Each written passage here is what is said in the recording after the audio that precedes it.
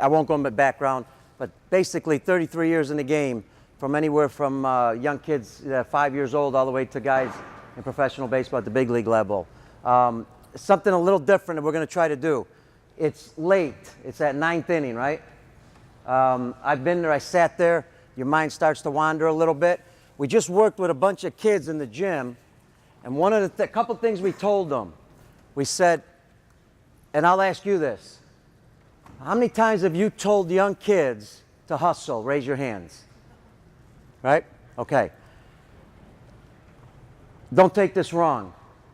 The reason they're not hustling is not them. It's you. Okay? And I'm going to explain what I mean by that. But don't take it wrong. I'll explain it.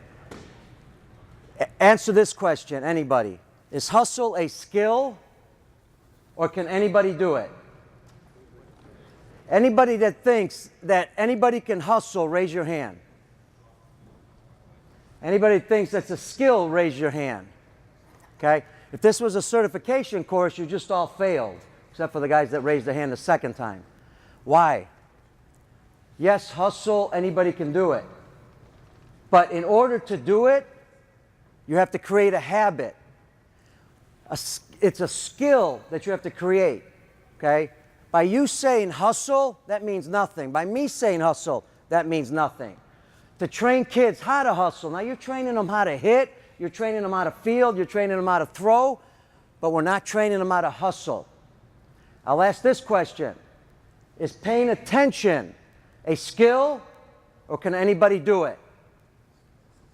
It's a skill. Everybody can do it if you create a good habit. Okay? Even when we sit right here, we sit here and we look at, and there's times where you're looking away, right? Tom told you this, you're looking over there. What do you have to do to try to, especially in that 9th inning, we told the young kids, 9th inning, if your attention span's not there because you haven't trained yourself to do it right, in that 9th inning, you're looking away, guess what happens? The ball's hit where? Yeah, right to you. Right? So both of those are a skill, so we need to work on them. How do you work on the skill of hustle? Anybody? Come on. I'm going to make this a little bit interactive because it's the last one, you know, and I know you guys want, you know, your minds could be going somewhere else. How do you make it interactive? Lead by example. Okay, lead by example. Maybe you hustle. I'm looking around. It doesn't look like there's a lot of people here that work out every day, so that hustle might be a little tough, right? I'm at the gym every day, 6 o'clock, right? Because I believe that health is the #1 thing. If you don't have your health, you don't have anything. But in all fairness, I'm not in great shape either. But my point is, how many times, first practice, you say, hey guys, let's get loose, take a lap around the field. Is that okay? Good, good? Anybody? Good or bad? Bad? Good? Some guys think it's good, bad? All depends on how much time you have, right? If you have 40 practices before the season begins, no problem. You can take a couple laps around the field, get them loose, no? But if you got 10 practices, you just wasted your time running around the field because you're not working on a skill. But let's go back to how we're going to get them to hustle. We got them all together. Give me a couple of young guys. Come on. Come on, come on down. Come on. Hurry up, because I got to start this thing too. Mine's a long presentation, but I'll cut it short. Don't worry. I want you to get a lot out of this and ask questions. Okay, so we're right here, and we said, okay, now we're going to go out to the field. So I want you to go out. That's the field. I want you to go out to the field. Go. Okay, they went out to the field. Were you happy with that? Hey, guys, come on back. All right. They were trained well, right? Because we just had them in there. And we did see that you guys do a pretty good job because these kids are good. The guys, I could tell, the kids Friday night, the kids this morning for 3 hours, 2 hours we had them, they're pretty good. But what happened was I'd say go, and they would jog, right? So I call them back. Is that the fastest you guys can run? Okay, show me the fastest. Ready? Go! Now, if I'm not happy with that first practice, what am I going to do? I'm going to bring them back. I'm going to bring them back till we get it right. They love to run. That's not the problem. They'll run back. They'll run all day. Kids love running. But what are we doing then? We're training them immediately to run. But see, I asked them the question. I didn't yell at them. I didn't say you didn't run fast. You need to hustle more. I never used the word hustle. I pick players for Team USA. When they come to a workout camp, I see this all the time. Come to a workout camp, first thing coaches tell them is what? You got to hustle. Are you kidding me? Why would I tell a kid you got to hustle when I'm looking at him at a tryout to make a team? I need to see if they've been trained properly to hustle, if it's a habit, because if it's not, that goes into the system as they haven't created a habit to hustle. They haven't created a habit to keep their attention. How do you keep their attention span? Come on, guys, come on back. Good job. How do you keep their attention span? Let's say, for argument's sake, let's say he was the slowest, and you weren't, but let's say he was the slowest, and these are different ages. But he hustled, didn't use the word, but he hustled the best. And the other guys kind of were faster, but they kind of jogged. What's your name? Max. Max, awesome job. Here you go. Fantastic. Okay? What do you think's going to happen with these three guys? Yeah, they see this, they'll sprint for you all day. All right? It's like that carrot, right? Now, Max didn't hustle, give me the card back. Right? We take it back, right? In fun. They start to understand. Now, you know, this is Vancouver area. I notice you guys have a lot of money. Maybe you're giving dollars, right? And I know you got to give $2 now because to equal our dollar. So, you know, you can give 2 Canadian dollars each. But whatever the incentive is, you got to do a couple things. You got to make it fun. You got to make it interesting. You got to be energetic. You can't be boring because, you know, nobody's coming to a practice. You guys like a boring practice? Okay. You like a boring coach? You like a guy that, you know, yells at you? Unless you're doing something really bad, right? Now go sit down. Good job. Give him a hand. Give him a hand. You guys did great. So I might bring him in and out a couple times. Now, if you do that instantly the first practice, I'm changing my talk a little bit, and I'll tell you why.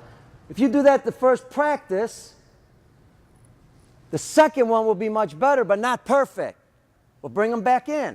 You know, it's no different than if you had a kid that during a game doesn't sprint in and out of the field. Most kids don't, right? Because you haven't trained them properly.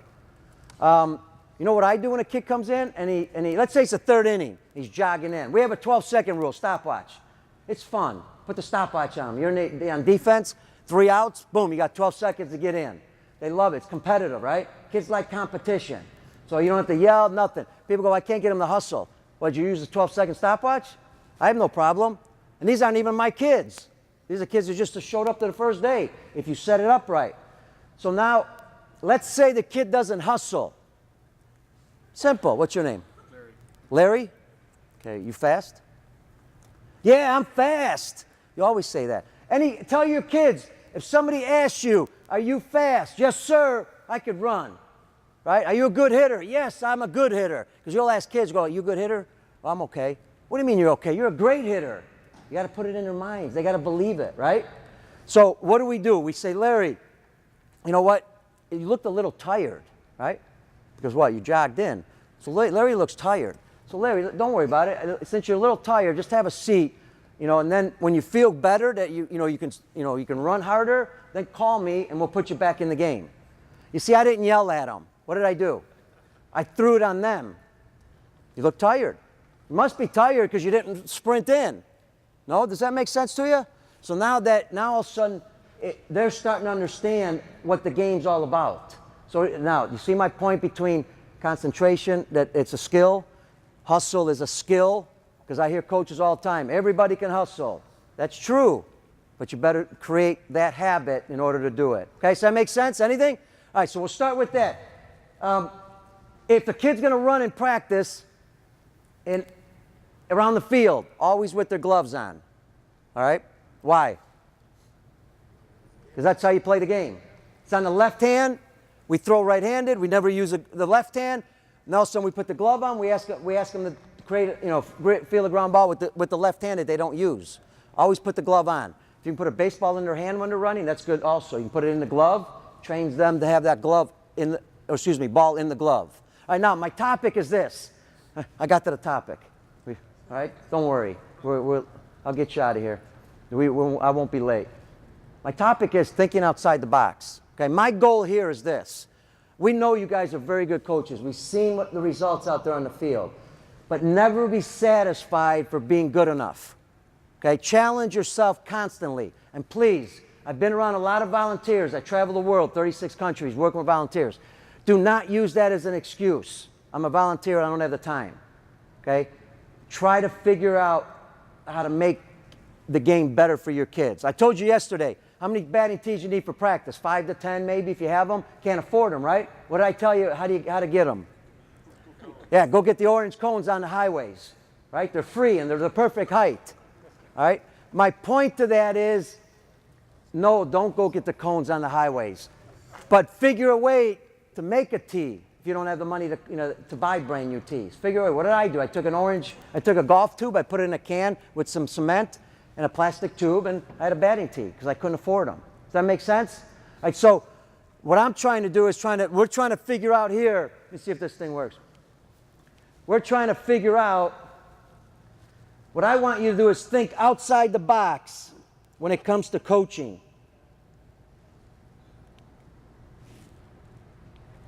Okay, that was working. There we go.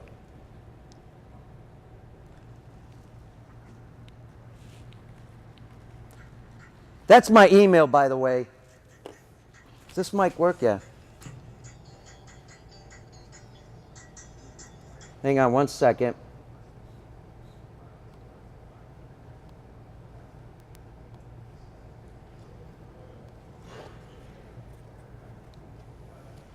You gotta, in order to get sound, you gotta use this, right? Yeah. Can you hear that?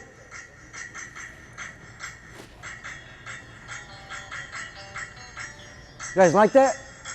Got good rhythm, no? If you want to stand up, go ahead and dance. All right, why do I start with music? If you want my email, I'll give it to you in a second. Why do I start with music? In practice, and if you can do it, I always try to bring a music box and put it on when we practice. Why? Why do we use a music box? To get the rhythm going, get them excited a little bit, right? You go to show up to practice and there's nothing going on, it's quiet. We want to get the tempo going a little bit right away, doesn't matter what the age is. Now, I gave you my Inside Pitch podcast.com. If you want to write it down, that's a free website. Free podcast. I have a show every week, but you can go back and look and listen to it anytime you want, and it's free. I've got some of the best coaches in the world on it that I interview specifically on skills, drills, games, everything, fundamentals. You can email for questions, so feel free to go to it. Do me a favor, you like the show, at least go to Stitcher or iTunes, join it, so that way we get a little credit and we can keep the show going, all right? These two are important. MPA, the American Sports Institute. You want to write it down. This is about pitch counts, and it's also about injuries. This is Dr. Andrews. This is all scientific based. It's not complicated. It's basic stuff, but it's all scientific. You want to know about pitch counts. You want to know about injuries, whatever it may be. The National Pitching Association, same thing. They work together. The best resource you can find. Because remember, when you're teaching throwing and pitching, you better know what you're doing or you're going to damage a young kid's arm, and that's very dangerous. All right, next thing, if you want to buy my DVDs, I've got a set of 5 games, drills, games, you name it, over 100.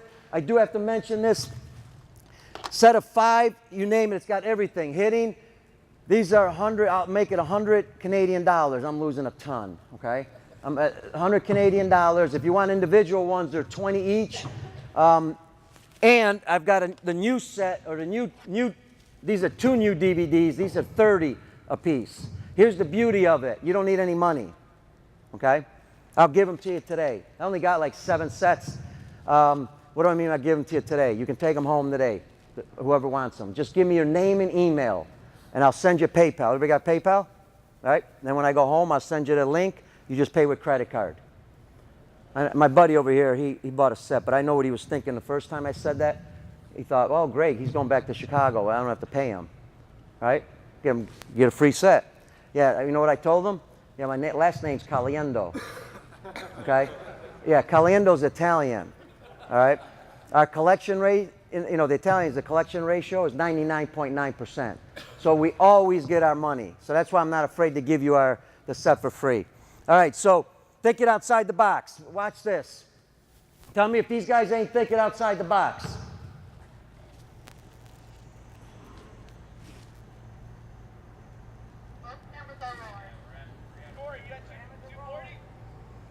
Can you hear that? Can you hear that? I've never done this before. Now this is thinking way out there. Watch. Can you hear the music? Yeah. I got a bat and a ball, and I got a plate. And this is the plate smasher.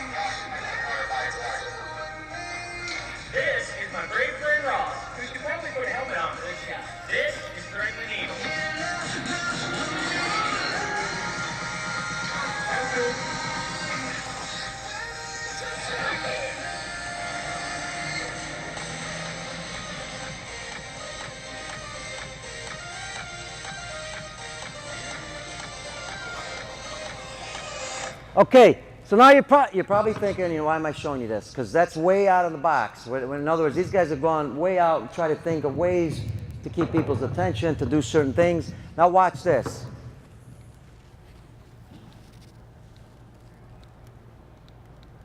Uh-oh. There.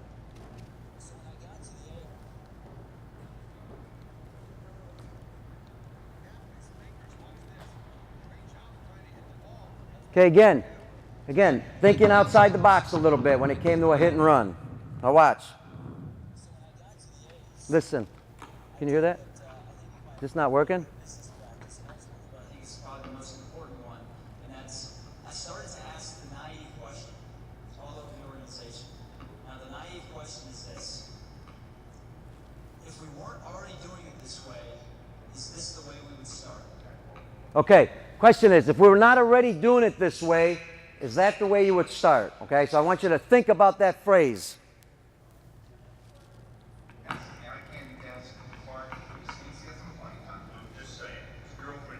You guys remember this from Moneyball?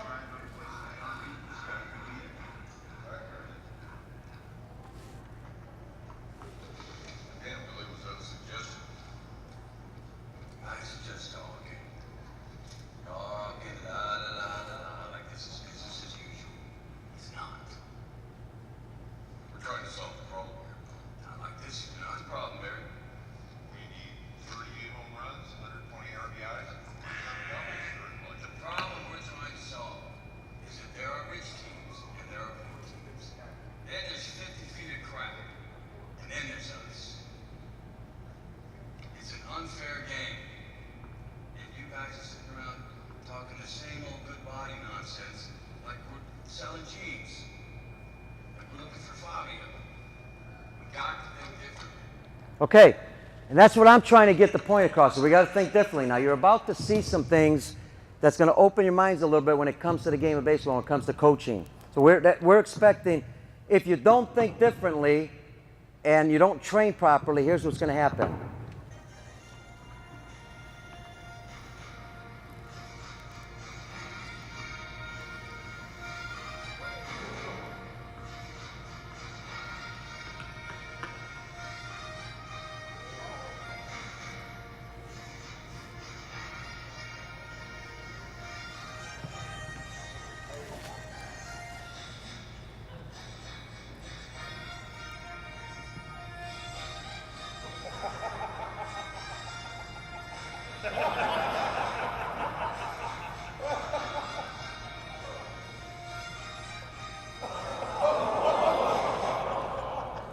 Okay, now, we're not trying to change the game. Okay, watch this.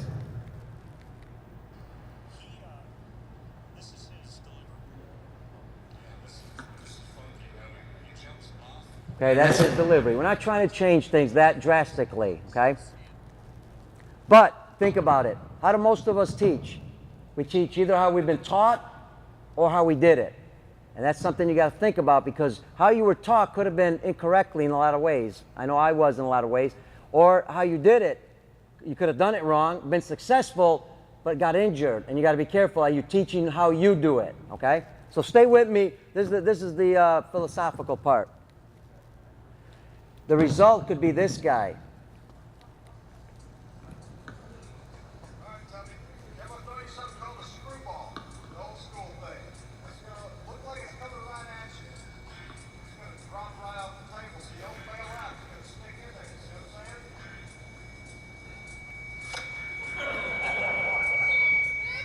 Take it off. Next.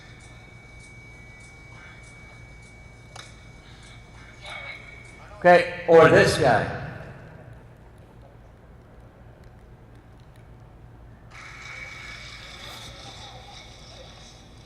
Alright, boys, here we go. Everybody grab a seat, alright? Hey, I'm Coach Davis, alright? We're gonna have some fun today. Yeah! Alright, low five. Everybody low five. Woo, woo, backside, backside. Alright, let's go play some ball. Cycle, cycle, cycle, cycle.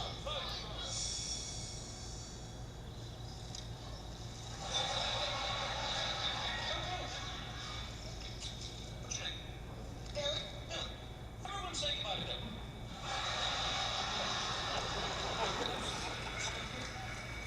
Do you know that language now? Okay, Billy's off the team. Now, do you know why Billy's off the team? Because he hits like a girl.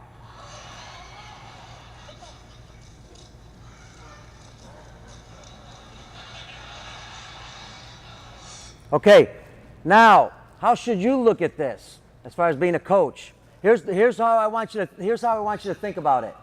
How many guys have seen, or gals have seen, a young kid walking down the street and he goes by a puddle of water? What does he do when he gets to the puddle of water? Jumps right in, right? What do adults do when they see a puddle of water? They walk around it? No, first they bitch about it, and then they walk around it, right? So what I want you to do is be that little kid in the puddle. Think about it, because you're going to see some things in a minute that's going to maybe shake your head a little bit and say, really? Let me think about this. Where are we going to begin? We're going to come up with some better ways that we think we can train some kids. Okay? So here's a play that occurs that might open your minds up a little bit. You don't need sound.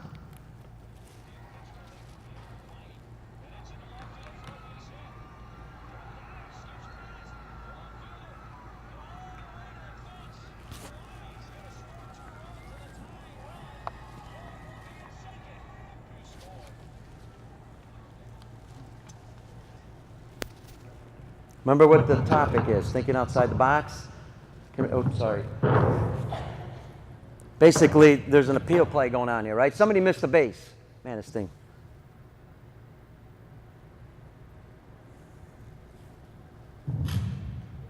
Okay, watch here now. Now, if the team was trained properly, if they'd been together, the coach wouldn't have to do this. He wouldn't have to go out to the mound. But what just happened there? There was an appeal. They threw the ball. The guy missed what? Missed third base? Example? Yep. Okay.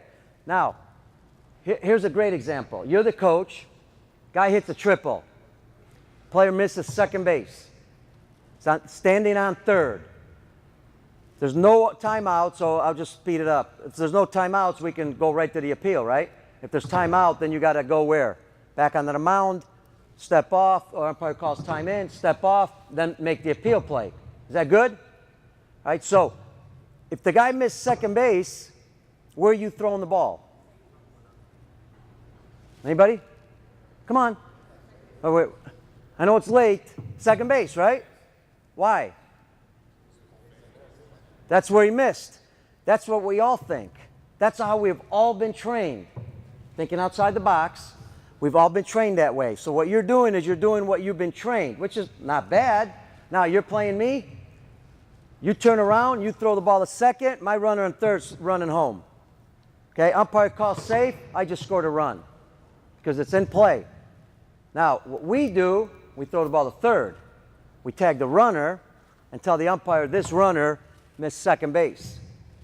All right, now, legal? Absolutely.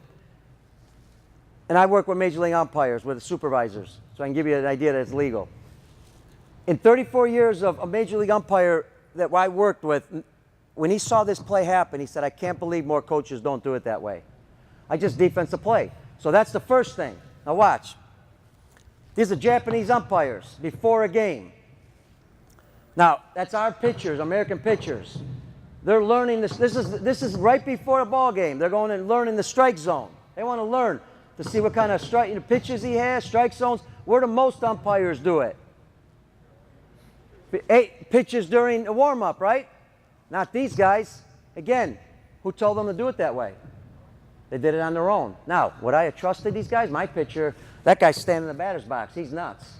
Okay, I wouldn't. These are 16-year-old pitchers, but they're learning the strike zone. Okay, now, this drill we did indoors. This is one of the better drills to get your arms warmed up. Okay, you ever seen it? Okay, again, thinking outside the box. Most guys are going to play catch or do arm circles. We don't need arm circles. This will take care of it right away. It's 2 shuffles and a throw, 2 shuffles and a throw. If you're doing it 3, 4 times, 5 times, that gets the arm loosened up. And then, again, just different warm-up exercises. That's thinking it's outside the box. And what kind of warm-ups are you trying to create? Let me show you. You've seen backwards running. That might be something different, might not be something different, might be something you do. That's clapping as you shuffle. Okay, you're shuffling your feet and you're timing it with your hands. We're moving our hands. Why? Again, to loosen up the shoulders. But we're shuffling because it's part of the throwing drill. Can anybody see that? You guys okay? Yeah? Okay. This is a baseball and a towel in your hand, dry throwing. Why a baseball and a towel? Because a baseball weighs, and every time you do this and hang on to the baseball, that strengthens the backside of your body. That's the part that slows down the arms, right? You throw the ball 70 miles an hour, something's got to slow down your arm. Well, if it's your elbow and shoulder, that's not good. Most kids are weak on the backside. You do 10 or 15 with a ball in your hand, or you could take your glove like we did with the kids in the gym, let them hold the glove, and they pretend to throw the glove. We do those every day, 10, 15 times. You can do them every day, and it strengthens the backside. Backside's more important. How many guys, pitchers have you had where a pitcher gets tired and you're trying to correct the mechanics? Can't do it. Okay? Any pitcher that throws 25, 30 pitches in one inning at 12 and under, you better get him out of the game, out of that inning. He's done. Okay? Anything over 20 pitches, 25 pitches, he's fried. You're not going to. You'll see those guys. They'll throw 2 innings, and all of a sudden they can't find the strike zone anymore. They can't find the strike zone not because they don't have mechanics, because they just threw 2 innings. They did pretty good. The reason they can't throw it in the next inning is what? Fatigue. And you can't go up to them and say, are you tired? Because they're going to say, no, I feel great. Remember yesterday what I told you? Say, you feel great, but your outfielders are exhausted, right? Because the guys are hitting the ball all over the place. Now, but that's the backside. The backside is what raises your elbows up. Okay, we're going to keep going. And then these are just towel drills, towel in the ball, towel in the glove. We use a glove. We use the ball and towel in the hand, and then the glove in the other hand. All right, so just to give you an idea, you don't have to follow that. Let me show you this guy. You guys follow football? This guy never, ever, 104, he's a high school coach, won 4 state championships. He never, ever punts the baseball away. Oh, excuse me, football. All they do is onside kick every play. He does not believe it. You guys, right? Punting? He doesn't care if he's on his own 20. He does not punt the ball away. He's got all the statistics to prove it, and he's got 144 wins and 4 losses. All right, again, thinking outside the box. And they practice those plays. How about batting average? Somebody talked about quality at bats, no? How many guys here use quality at bats? The batting average is the worst thing to use. Why? Because it damages young kids' minds. Because I just hit 4 line drives, I'm 0 for 4, and I'm hitting not good, right? According to the batting average. And somebody said it earlier, who should be really upset about that? The pitcher. person who should be upset is the pitcher, not the hitter. But if you took quality at bats and had a chart where if they hit a line drive, base hit, bunt for a hit, sacrifice bunt, 7 pitches or more in an at bat, moving a runner over, sacrifice fly, and now every time they're on their score sheet, see those Qs? If they did one of those, they get a Q. So if they got 2 out of 4 Qs, they're hitting 500. You will see hitting develop so much faster when those kids come in and they see that they're 2 for 4, because guess what? I hit 2 line drives. They may not have been hits, but they were solid line drives, right? I bunted for a hit, I got on. Got hit by a pitch maybe. You can also do that with your pitchers. Our pitchers, depending on their age, we go quality pitches. Hey, I give them incentives. You want to pitch another inning? 9 or less pitches. You get 9 or less pitches, you got an extra inning. You get 9 or more pitches, we're changing the pitcher. Now, you know, in other words, your goal might have been 2 innings for that pitcher, but he did real well. Next inning, 9 pitches. You can get guys out in 9 pitches, get 3 outs, you get another inning. Okay? Again, little incentives. Again, to watch and make sure so you're controlling their pitching. And I told you earlier, and then here's the averages, so that's easy. All right, let's identify a couple things that could be even better.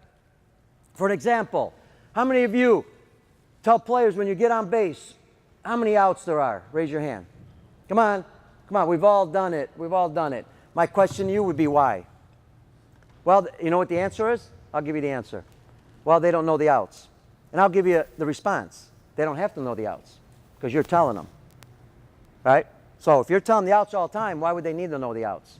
How about this? Young kids, why don't you ask them the outs? Right? What's your name? Robin. Huh? Robin.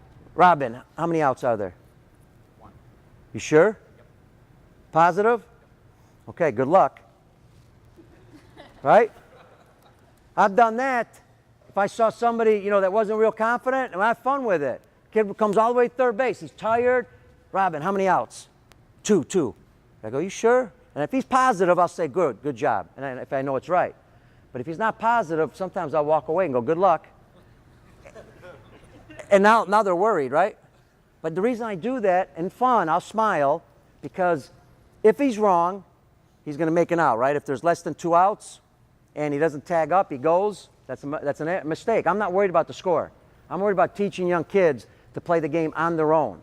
So with older guys, they got to tell us the outs. As soon as they get to the base, they got to point 2 outs. Not the third base coach. The runners have to do that. Now see, 99% of the time, in the U.S., we're always given the outs. Now, the old phrase is, you want to be like everybody else, then coach like everybody else. You want to be better, then be more innovative, and think about better ways that's going to teach our kids to play the game on their own. That's just a small thing, the number of outs. And, you know, God bless Reynolds, but what he's telling you here,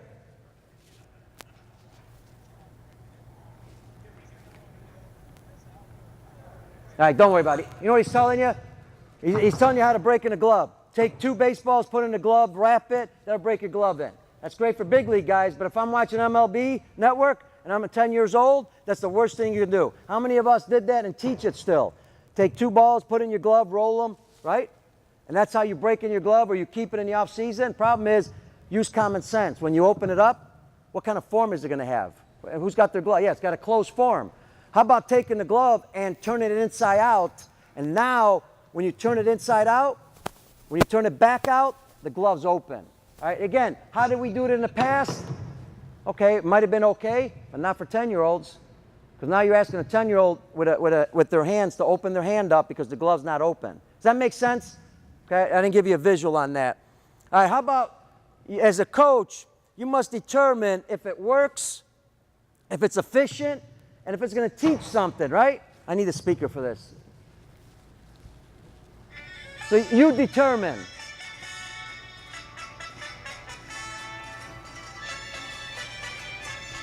Can you hear it? Okay. Hi, how you doing? My name is Domingo Ayala. It's the off-season, but that don't mean I stop practicing. Today I'm going to teach you a couple of drills I like to do. This drill is called the step in the bucket drill. When you have the inside pitch, you have to step into the bucket in order to get to the pitch. So I put the bucket here, I step in there before I hit the ball.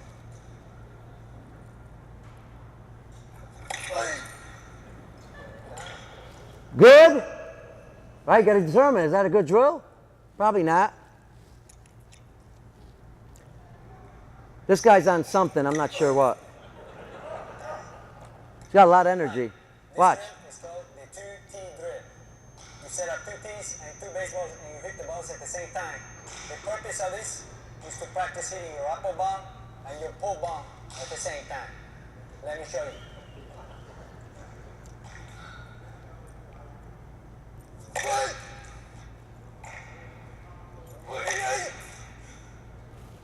Now if you hit 2 home runs at the same time, 1 chain not enough. That's why you bring a second chain out.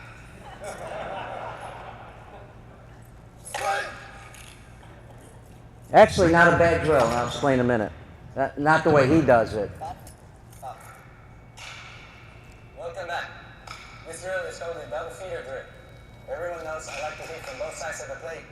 So I have 1 feeder here, 1 feeder here. He's doing it for fun, but watch.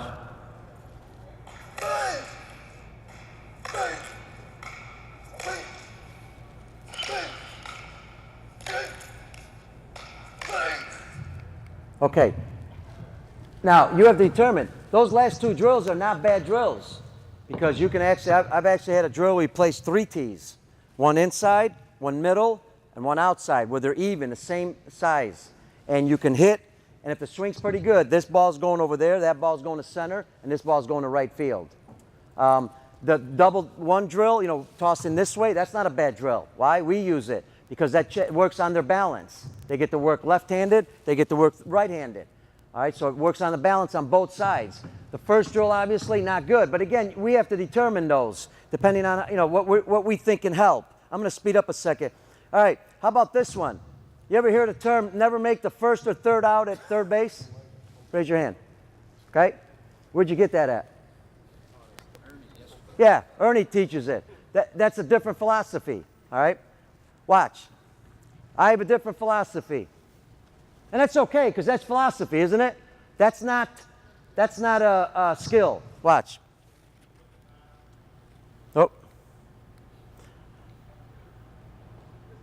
My fault. I went too fast. I'm on first base. Ball's hit the left field. Who's going to make the decision if he goes to third base or not? And I'm 10 years old. Number 1 answer, coach. My question would be why? Because the coach is smarter. Because the coach knows, the play, he can read it and all that. The coaches make the better decision. And guess what? The coach wants to win. They're 10 years old. You teaching anything? Absolutely not. Guys, have you played when you were 10 years old? Did you want to play the game? Or did you want your coach to play the game? You know what I do? Man on first base, ball in front of you, you make that choice. Have some fun at it. If you make the wrong choice, no problem. That's how you learn. No? How exciting it is for a kid to get on first base, ball's hit, and he gets to make the decision. Eventually, they're going to make the decision really well because they've made several mistakes. Michael Jordan said the reason he was so successful because he failed so many times. When do we wait for them to fail? When they get to high school. That's too late. Okay, not by then. Now they're entitled and they expect somebody else to make them better. But when you got a young kid at 8 years old making their own choices, that's fun. All right, so I'm different. Now, what happens if the coach ain't very good?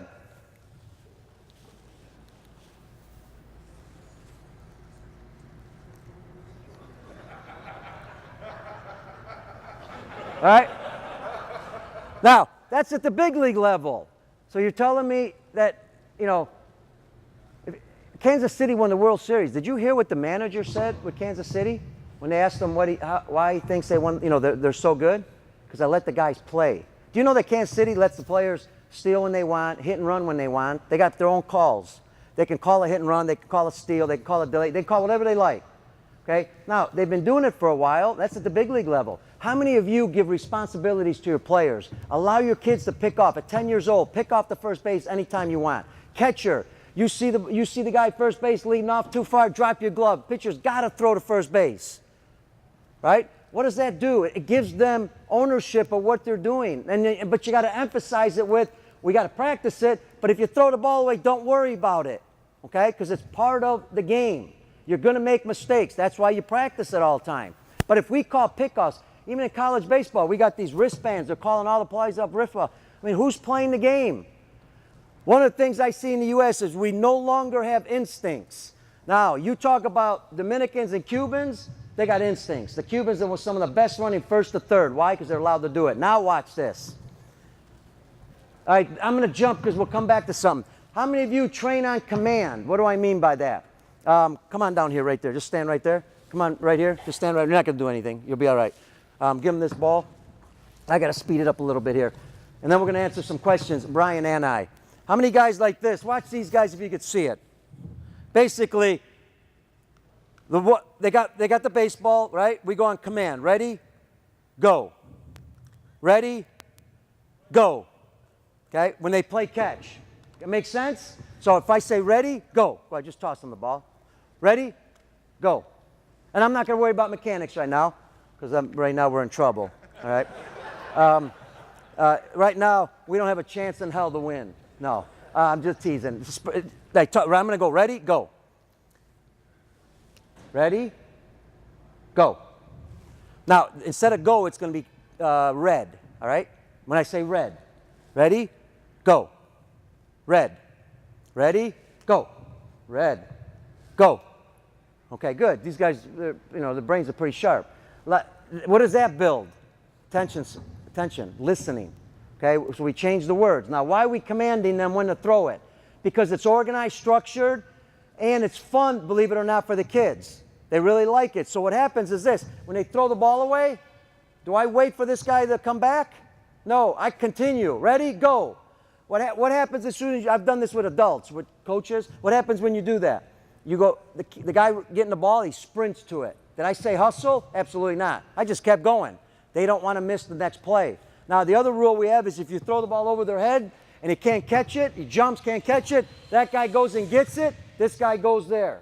Does that make sense? So we do everything on command, and then once we get pretty good at it, then we let them go on their own. Now, what I see a lot of times in practice is guys will just say, okay, play catch.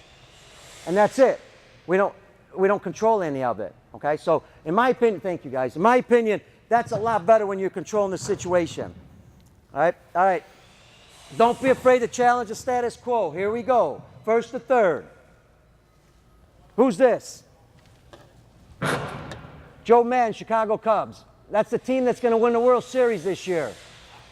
If you didn't hear that, that's the Chicago Cubs. That's the team that's going to win the World Series. Listen.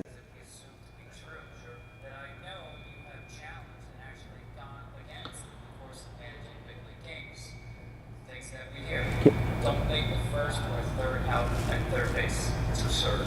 I think that's Absurd was the word.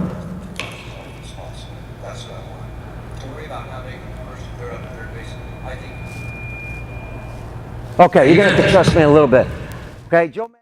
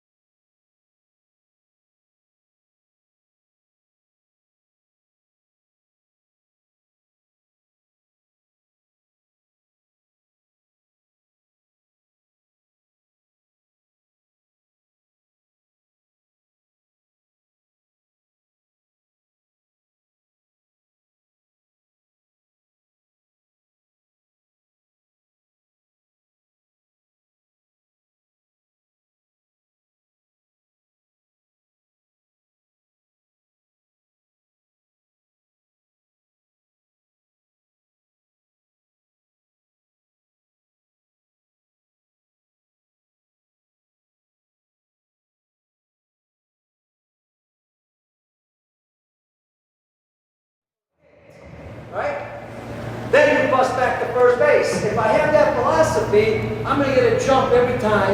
And when that ball's hit, and here's the next thing Joe Madden says, and I also say, 2 steps the outfielder takes, 1 or 2 steps, left, right, back, forward, whatever, you're on third base.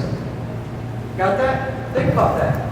Outfield takes 2 steps, you're on third base. If done correctly. They did it 136 times, 4 times got thrown out. Right? So my point to that is, it's a different philosophy, but if you train correctly. How about your kids? Now, if a kid is taught to run on their own and make the choice, they're going to register their brain a lot quicker. They can get on third base. Now, how can you train for that? Have a practice. Put a guy on first base. Every time. You get 5 guys at first base, right?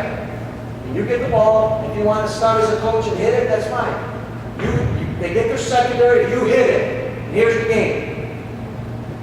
Every time the ball is hit, in this particular game that you're hitting as a coach, you expect the runner to go to third no matter what. Even if it's a one-hopper to the center fielder. Got it?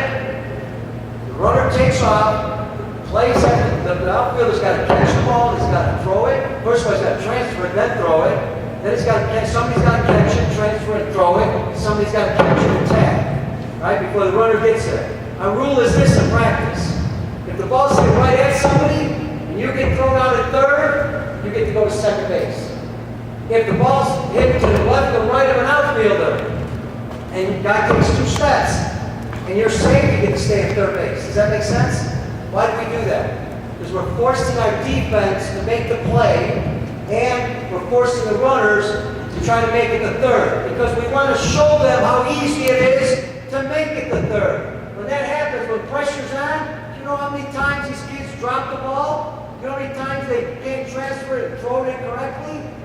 So I got guys making it to third base on a one-hopper or center fielder because they dropped the baseball. Now, obviously, we're not training them to go on to the center fielder, but we're showing them that you can make it even on a play to center fielder. And that's the difference in philosophies. Okay, watch pull-ups.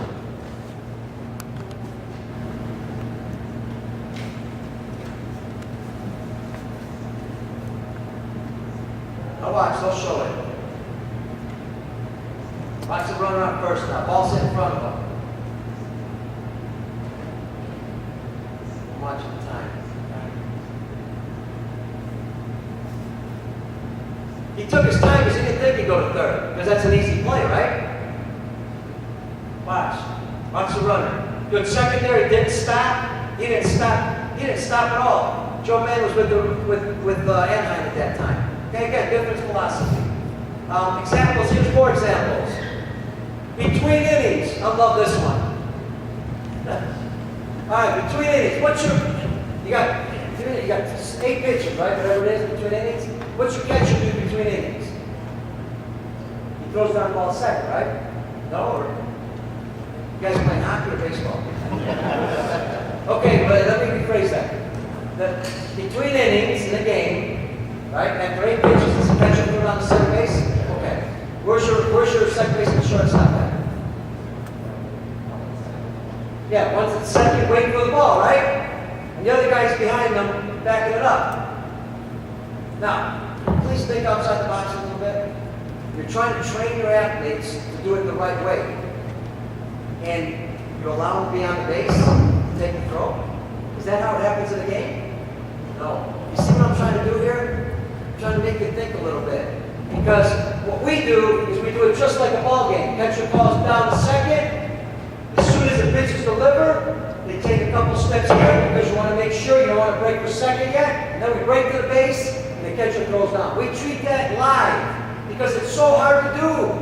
You guys have played second base. How hard is it to break because the runner's coming? You got to catch the ball, tag, you got to get to the base fast. Sometimes you don't make it on time, and it's almost like a bang-bang play. And you're not practicing that because you don't have time to practice to do that. So now between innings, that's all we do. Now watch.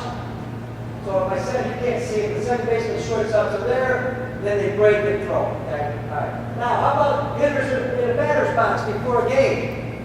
You have a hitter there. Your guy's 12 years old, he's starting the game, he's going to warm up, and there's no hitter there. And then you ask him to go into a game and face a hitter. You haven't prepared up for that. All right, how many guys you see in the bullpen throw strikes, then they get into a game, what happens? They can't find the strike zone. Okay, again, think about it outside. How about catcher's batting practice? When do catchers get practice? Watch. This is Japan. This is Major League batting practice in Japan. Who's behind the plate? A catcher, right? Because you don't have time to work with your catcher. What, can't you catch and work during your batting practice? And maybe the older guys, but even young kids, get them to work. Because they don't, when they're going to get to work? Coach throws the ball in the dirt, block it. And guess what else you can do? And I do it with all kids. You got to call the strike. If the kid doesn't swing in batting practice, the catcher calls balls or strikes. Right? I don't care if he calls the wrong strike. We'll let him know it's the wrong strike. But why don't I care about that? Because I want to see the reaction of the hitter. I want young kids to learn how to deal with bad calls.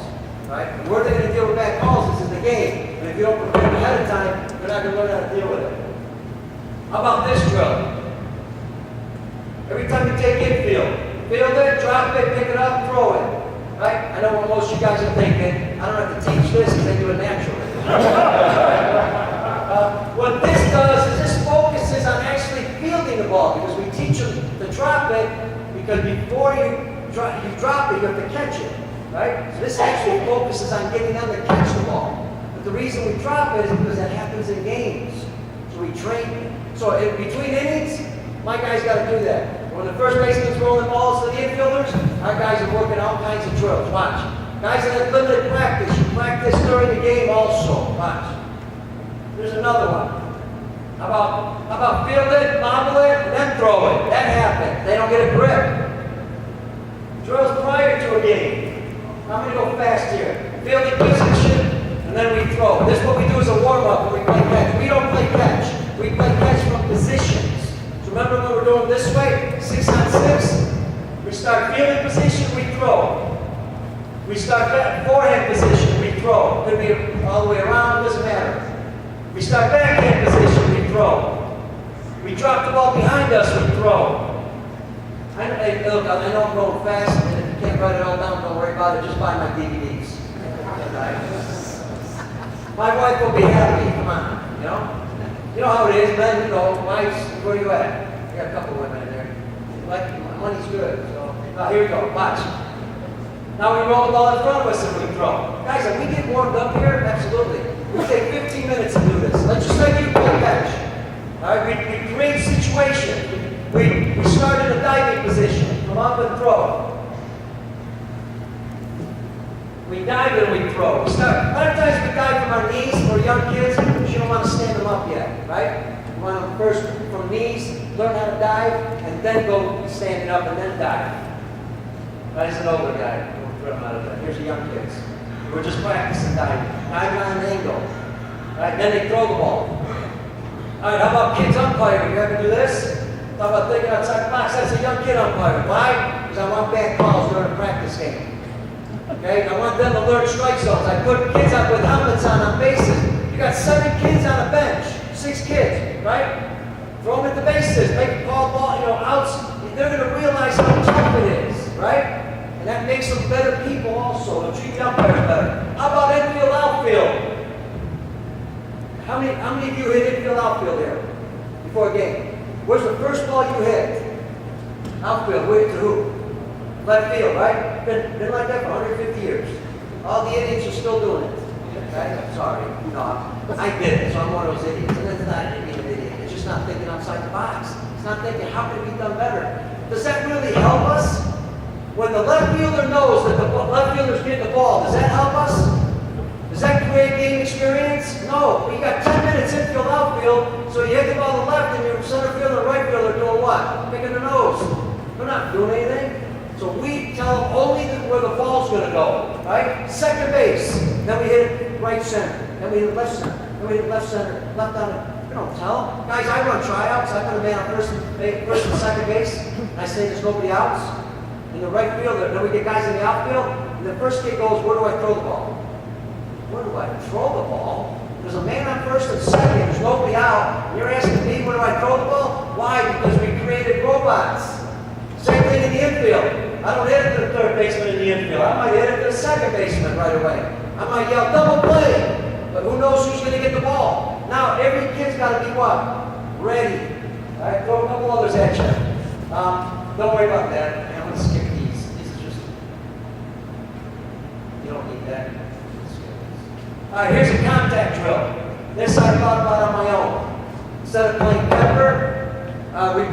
contact pepper. Why? Because if you got to time the ball, right? With 3 players tonight, you guys used to play pepper, used to chop the ball in the ground, hit a ground ball. No, we stop in contact trying to hit a line drive because that's realistic. And then you can see a lot more when you stop in contact. Does that make sense? Man, you'll love that drill if you do it because it teaches timing and it teaches you at contact. If I'm in a bad position, you're going to see it right away. Because what happens if a kid takes a swing and he misses? Can you tell what you did wrong? No. But if you stop at contact and your barrel's up or down or whatever, your head's somewhere else, they'll realize the wrong position. There's a toss drill. I don't allow our coaches to hit ground balls. Everybody, when we hit ground balls, players hit ground balls. Why? Because we're limited in hitting practice.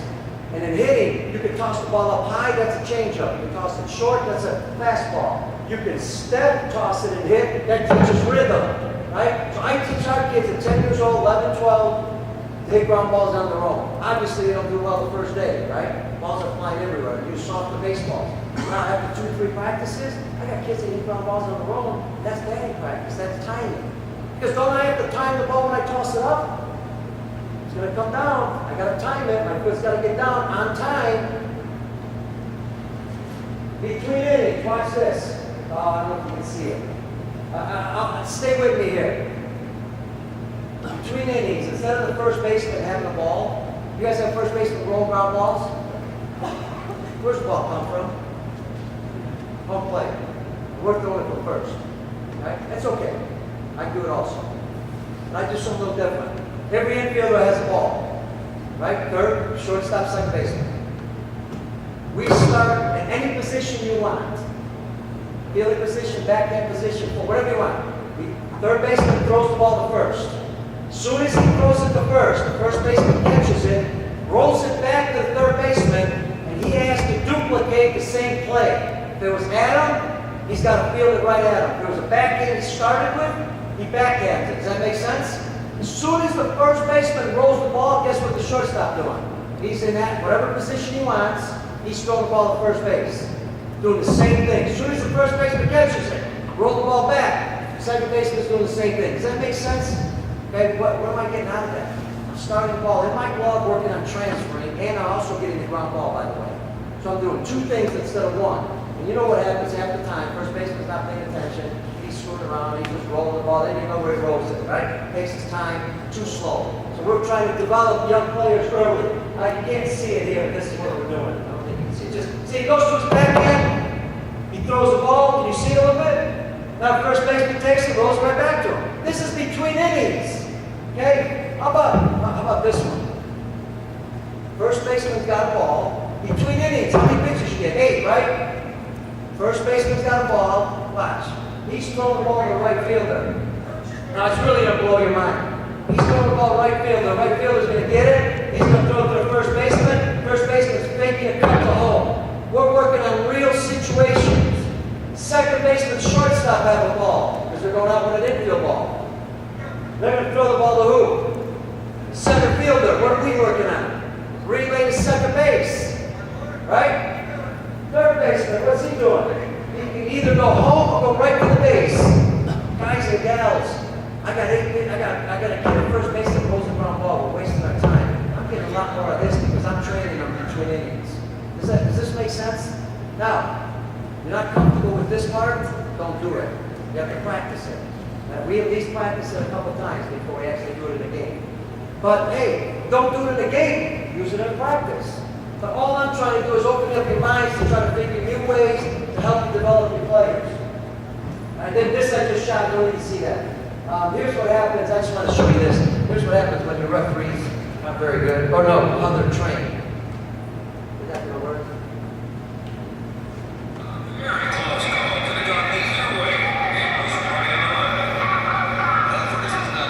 They got to train you.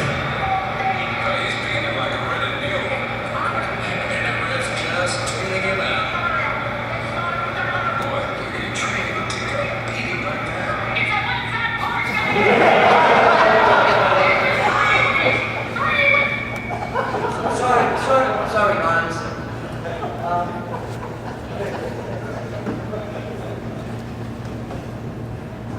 Okay, give you another one. Before before a game, if you want to train your outfielders, all right, let's pretend you're in right field, foul territory. That's center field, right? I've got one coach, going to hit line drives. We work on line drives. Now, if you have to determine if your kids what they need to work on, but if they're real good at fly balls, then start hitting line drives because that's real tough. Then what we do is we have a relay team. We don't allow them to throw the ball all the way. We have 4 or 5 guys on the side. As soon as the outfielder catches it, throws it to the first guy, what are they working on? Relay, all the way down. But I'm not waiting for that ball to come. As soon as that guy releases the ball, the next ball's hit. As soon as that guy releases the ball, the next ball's hit. Pressure's on. They got to get the relay going. We got to keep hitting. Okay, again, another way to train prior to a game when it comes to relays, when it comes to line drives or fly balls. It's easier for me to tell you on that one. Ground balls between innings. This is going to blow your mind out. We do not have the first baseman certain innings, especially if you just got to the game and you have no time to take ground balls. This you can only do if the league allows you to do it, right? We have our coach in this situation hitting ground balls from home plate while the pitcher's throwing 8 pitches. Watch. It's not real clear, but...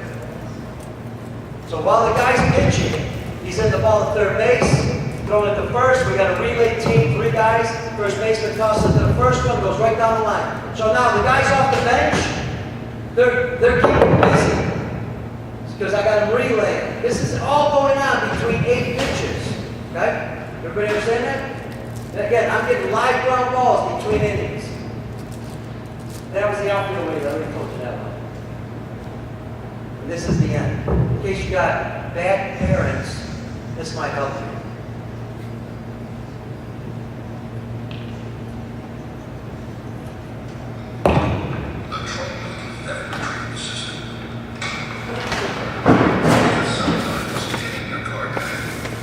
Don't get excited.